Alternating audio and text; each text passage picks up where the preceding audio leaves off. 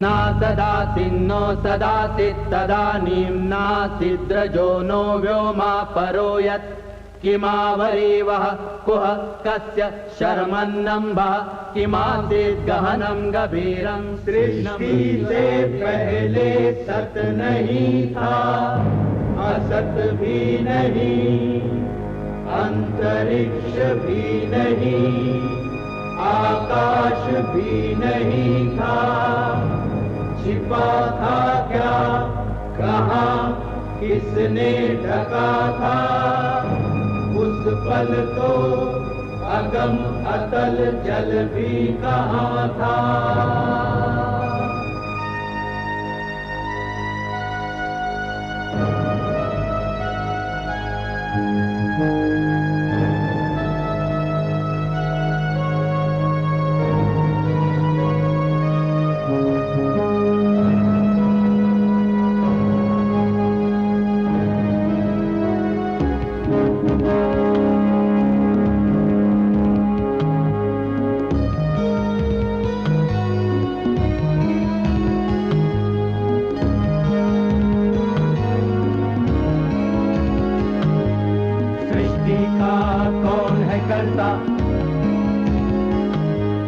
करता है वाह करता,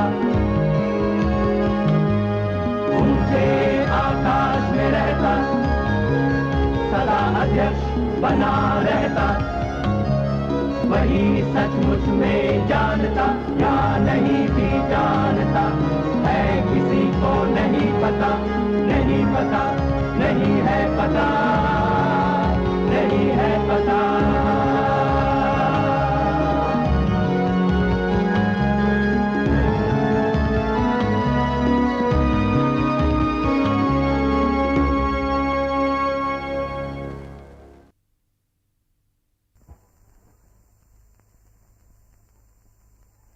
जब आर्य भारत आए तब एक विकसित संस्कृति पहले से यहां मौजूद थी। दक्षिण और शायद उत्तर में भी द्रविड़ सभ्यता फल फूल रही थी। दक्षिण की भाषाएं संस्कृत से नहीं निकली, लेकिन वो बहुत पुरानी हैं और उनमें साहित्य का अनमोल जखीरा पाया जाता है।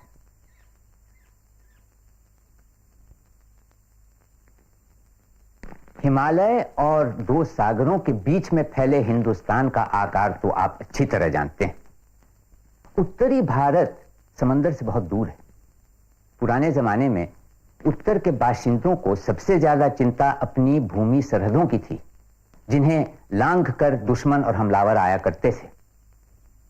लेकिन भारत के पूरब, पश्चिम और दक्षिण में समंदर का लंबा किनारा है।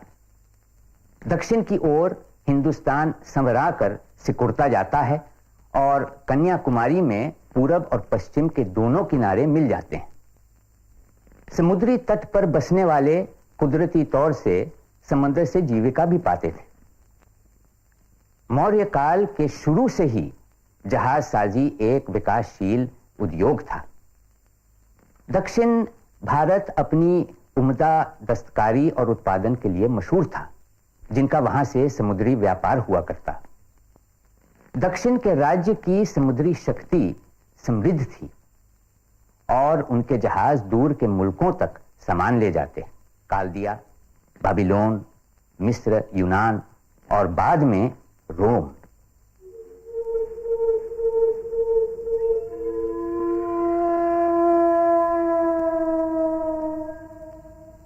जिस समय उत्तर भारत में बड़े साम्राज्यों की नींव पड़ रही थी, तब तक दक्षिण भारत में पाषाण युग ही चल रहा था।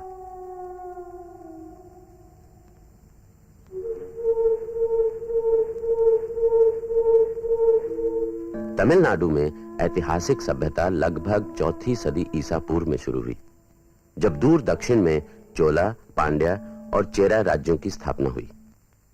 उस दौर में दक्षिण भारतीय कबीले सत्ता पर केंद्रित राज्यों में तब्दील हो रहे थे। दक्षिण भारत के इतिहास के बारे में सिलसिलेवार जानकारी सबसे पहले संगम काल के साहित्य में मिलती है। यह दौर पहली से चौथी सदी ईस्वी तक माना जाता है। तमिल परंपरा के अनुसार 3 साहित्यिक संगम मदुरई में हुए थे। दक्षिण में साहित्यिक संगमों की पुरानी परंपरा थी, जिसकी मिसाल उत्तर भारत में नहीं मिलती।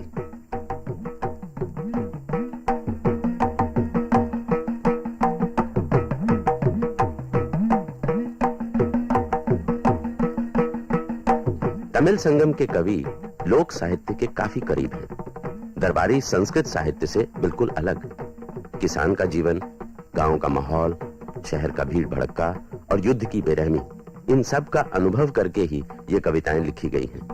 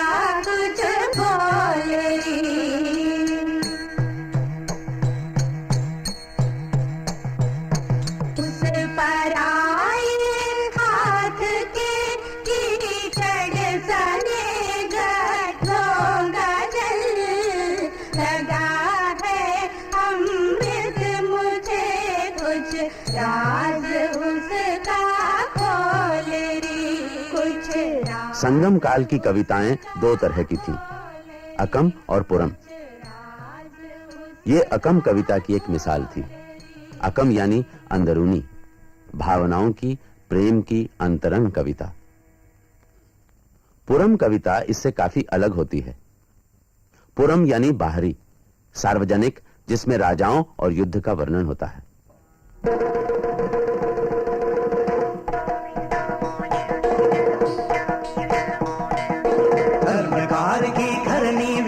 प्रसव वेदना से सीने को अदबान चलाता सो जाते जैसे, चर्मकार की खरनी व्याकुल प्रसव वेदना से सीने को अदबान चलाता सो जाते जैसे, बरसीली बदली के पीछे रवि कुमल आया रे, आया हंसता गाता आया उत्सव आया रे, उत्सव आया रे।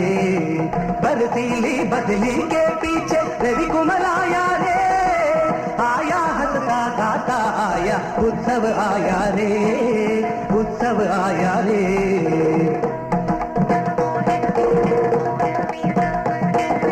गिरती हर पल बिजली वैसी राजा की तलवार, राज जीतने आया दुश्मन भाग रहा है हार। गिरती हर पल बिजली वैसी राजा की तलवार, राज जीतने आया दुश्मन भाग रहा है हार।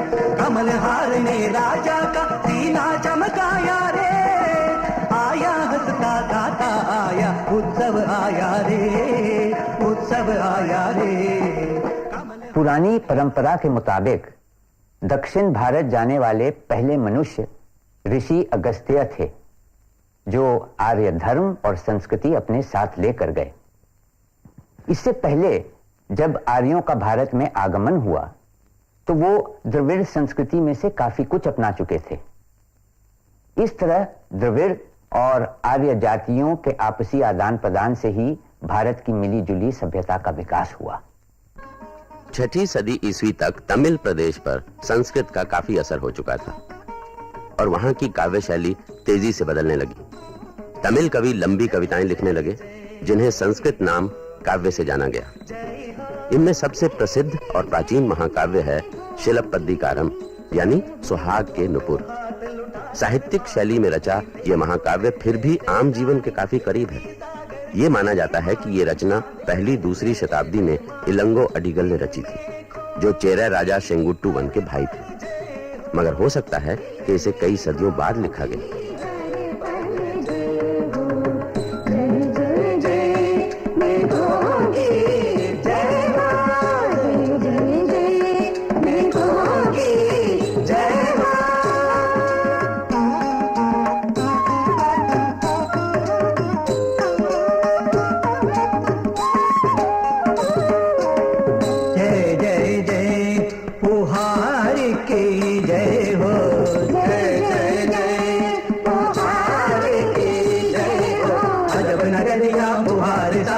अमर राज कुल के गौरव की जिसे उठाकर सिर पर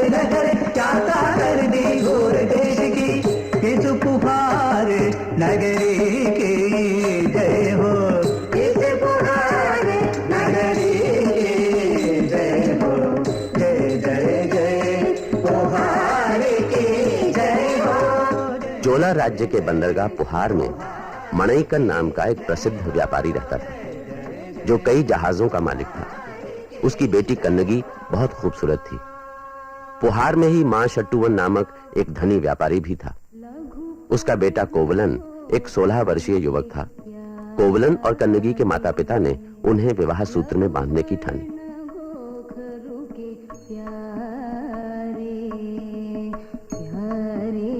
छोटे से नए फूल, प्यारे छोटे से नए फूल। धन्य भाग्य मेरे कि तुम्हें पाया मैंने।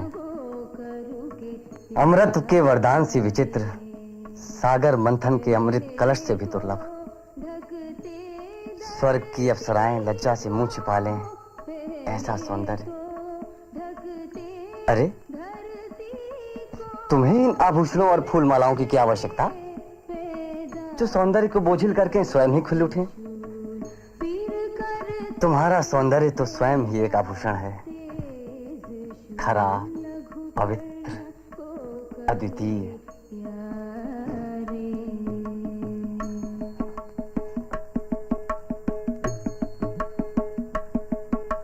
कितनी शांति है, बाहर भी मन में भी।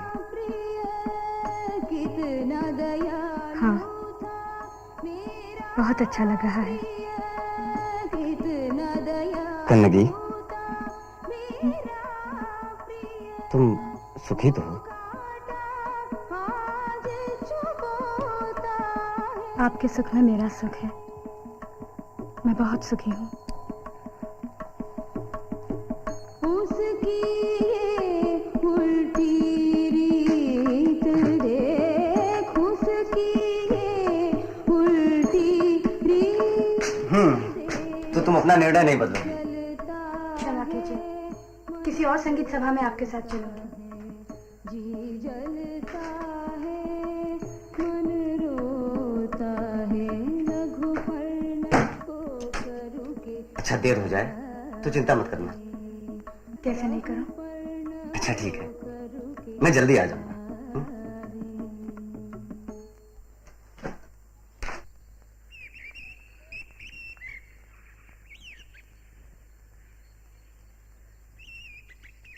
ये रही वो जगह।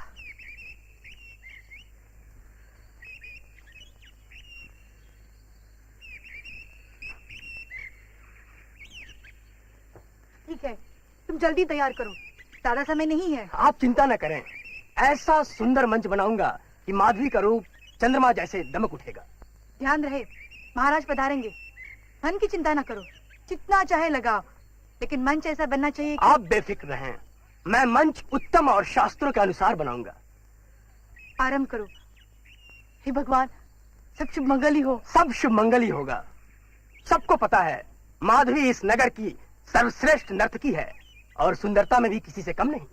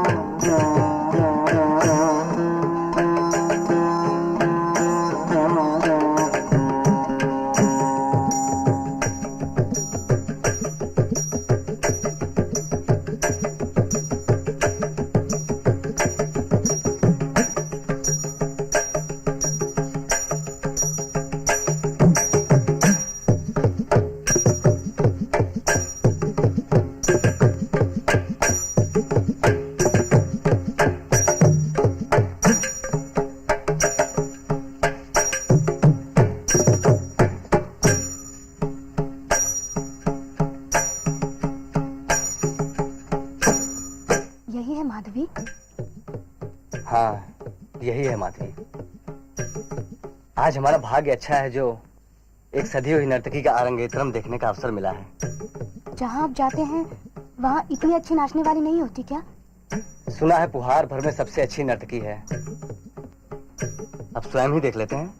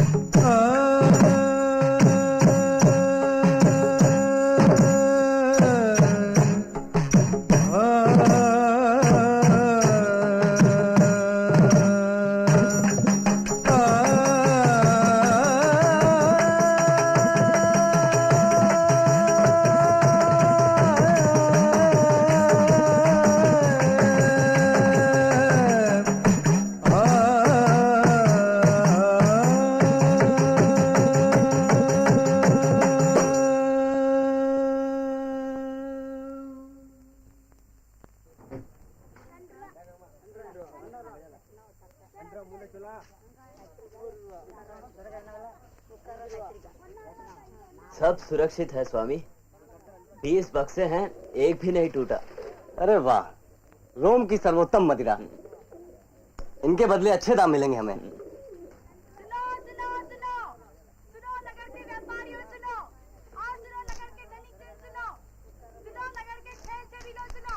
अच्छा ये लो, ये 1000 स्वर्ण मुद्राएं हैं, इनको अपने पास संभाल कर रखना, और कुछ भुगतान करने हैं वो भी कर देना। जी। ये शोर कैसा हो रहा है? तुम यहीं ठहरो, मैं जरा देख के आता हूँ। सुनो सुनो सुनो सुनो नगर के व्यापारियों सुनो, और सुनो नगर के धनिक जन सुनो, सुनो नगर के छह से भी लो सुनो। जो भाग्यवान 1 सहस्त्र स्वर्ण मुद्राएं देगा उसे ये वरमाला मिलेगी, और वही मेरी माधवी का स्वामी होगा। बोलो, चलोगी 500 में? 500 वाले पोखर में मुंह धोकर आए। 1 सहस्त्र स्वर्ण मुद्राएं।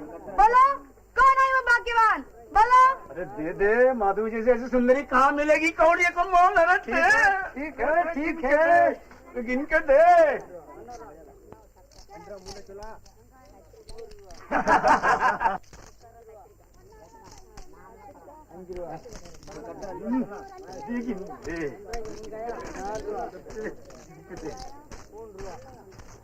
लाओ इधर लाओ इन्हें। क्या हुआ स्वामी? क्या हुआ? 995, 996,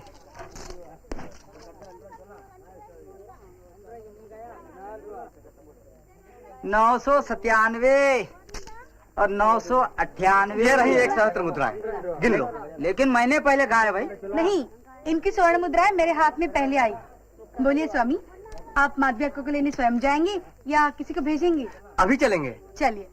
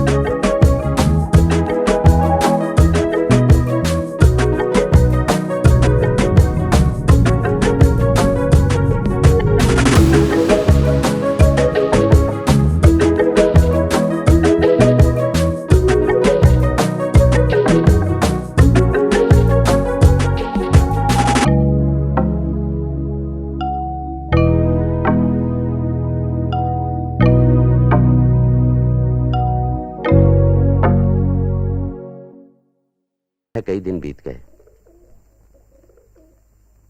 लघु पर्ण गोखरु के प्यारे, लघु पर्ण गोखरु के प्यारे, प्यारे छोटे से नए फूल, प्यारे छोटे से नए फूल, लघु पर्ण गोखरु के प्यारे। पहले तो ढकते धरती को, पहले तो ढकते धरती को, फिर करते पैदा तेज शूल, फिर करते पैदा तेज शूल। अम्मा, स्वामी को गए बहुत दिन हो गए, मैं जाऊं आपका संदेश लेकर?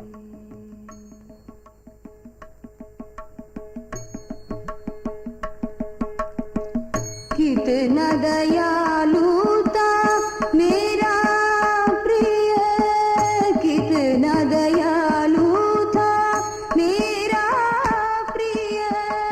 साथ मैं फिर जीत गई।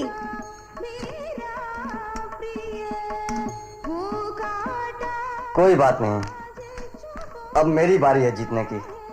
देखिए पासा अक्का, क्या है वसंत बना? स्वामी के घर से दासी आई है। क्या कर रहे हैं? कोई जरूरी संदेश है। जरूरी संदेश?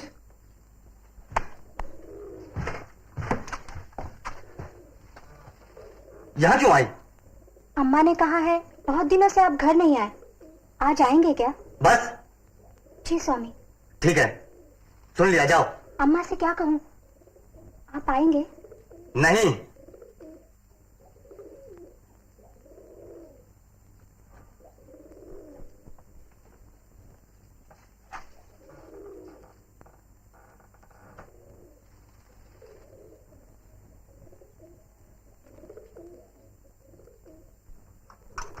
अरे आप गए नहीं?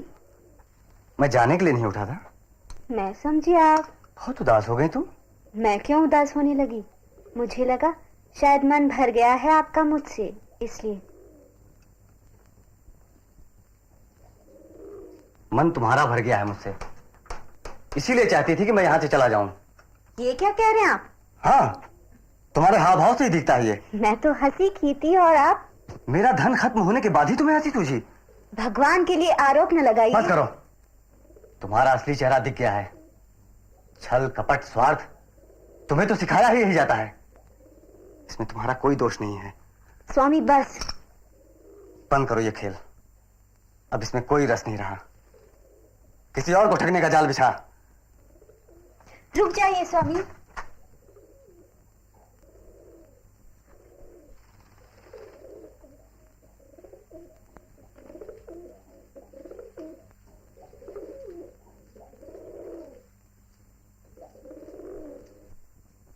सुनो,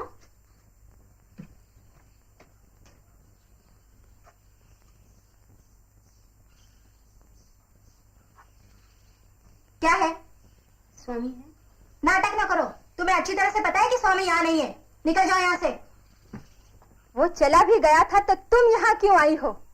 वो यहाँ आने वाला है नहीं। इस घर के दरवाजे उस कपूत के लिए हमेशा हमेशा के लिए बंद हो चुके हैं। कुल की मर्यादा उसने धूल में मिला दी, और वो भी इस नर्तकी के कारण। चले जाओ, चले जाओ यहाँ से।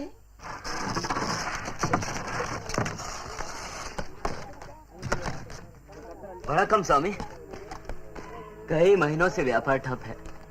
हमारे ग्राहक दूसरे व्यापारियों के पास चले गए। बिक्री के लिए माल नहीं, भुगतान के लिए स्वर्ण नहीं, बाजार में साख नहीं रही।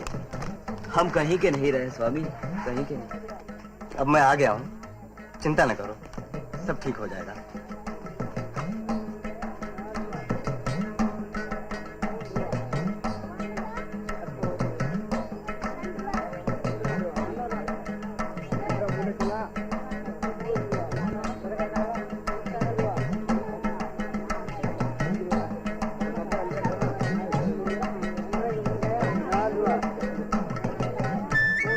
स्वामी,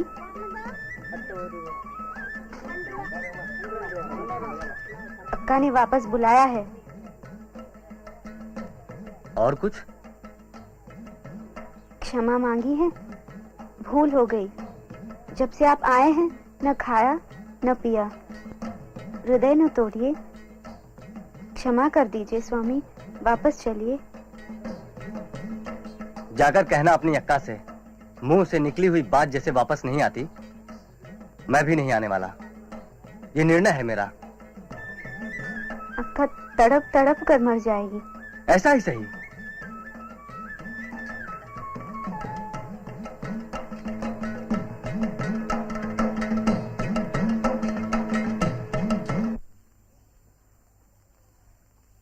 कन्नगी, कन्नगी, कन्नगी। देवंडी अम्मा, मैंने सुना है तुम्हारे बारे में। तुम फिक्र ना करो, मेरे स्वामी भी मुझे छोड़कर तीर्थ यात्रा को चल दिए। पर तुम्हारे स्वामी तो बुहार में ही हैं, आ जाएंगे। तुम्हारी बात सही हो, परंतु मुझे रात को तरह तरह के डरावने सपने आते हैं। कल रात को ही मैंने देखा कि मैं और मेरे स्वामी कहीं दूसरे नगर में जा रहे हैं। वहां पर कुछ लोगों ने मेरे स्वामी पर आरोप लगा दिया और उन्हें झूठे अपराध में फंसा दिया। तभी मैंने देवी का रूप धारण कर लिया और क्रोध में राजा और नगर को सर्वनाश का श्राप दे दिया। लगता है पिछले जन्म में कोई मनौती अधूरी रह गई। पूर्व जन्म के कर्मों का फल है ये। मुक्ति का है एक उपाय। उस पवित्र स्थान के दर्शन करो जहाँ कावेरी सागर को जा मिलती है। वहाँ 2 ताल हैं, सूर्य ताल और चंद्र ताल। उन दोनों तालों में जाकर स्नान करो और मंदिर में जाकर पूजा पाठ करो, सब ठीक हो जाएगा। ब्याहता स्त्री के लिए उसका पति ही उसका परमेश्वर होता है। पूजा के लिए उसे किसी मंदिर में जाने की आवश्यकता नहीं है।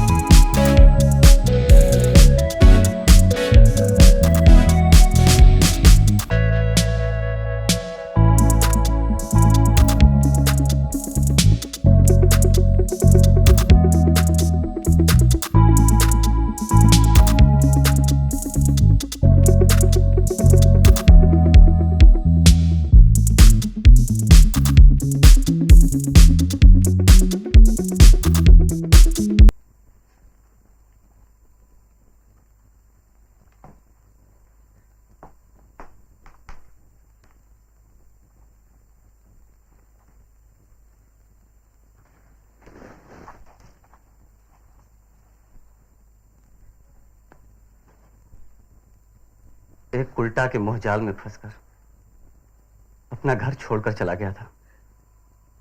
अब तो अपने घर वापस आ गया ना स्वामी? हाँ, पुरखों की सारी धन संपदा लुटाने के बाद दारिद्र्य लेकर लौटा हूं मैं। अब मेरे पास कुछ भी नहीं है।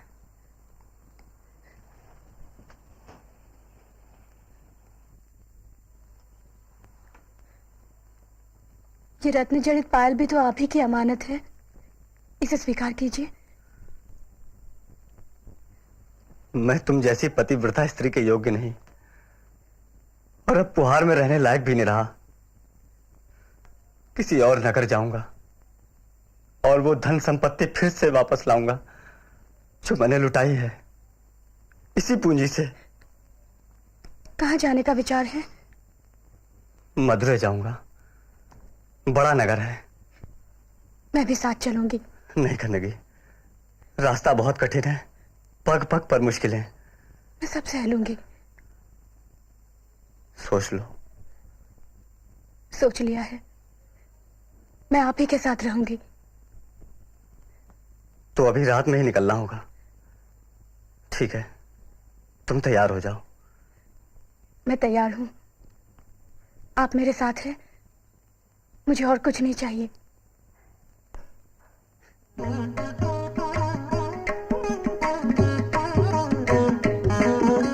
खत्म हुआ दखलाता सपना पतिव्रता साध्वी का। खत्म हुआ दहलाता सपना पतिव्रता साध्वी का। शब्द निरर्थक श्याम लोचन मदिर माधवी का। शब्द निरर्थक श्याम लोचन मदिर माधवी का। अंधकार को काटे सूरज इससे पहले दोनों। इससे पहले दोनों निकल दिए विश्वास सजो ये आदेश नियति का।